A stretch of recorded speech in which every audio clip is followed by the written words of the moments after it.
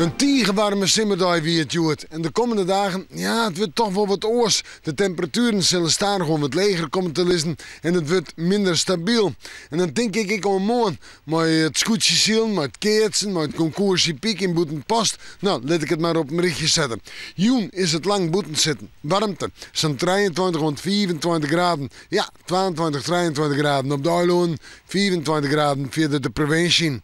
En net al te volle wind.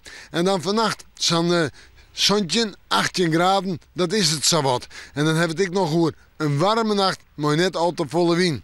Wel mensen, beginnen naar morgen. En morgen beginnen we nog met zinnen, maar er is ik al een protte bewolking. En die bewolking komt vannacht al over zinnen. Morgen dus uit een trog zinnen, maar ik bewolking. En we hebben het morgen over een tierenwarme dag, maar 24 rond 26 graden en hier misschien in het oosten en het zuidoosten wel zo'n 20.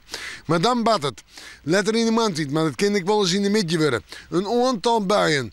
Staan gewoon met de kans op tongen. De eilanden houden droeg. Misschien ik het westen en het noordwesten van uw provincie, maar dat spant erom. Dus als je voortgaat, toch even wat meenemen voor een eventuele bui.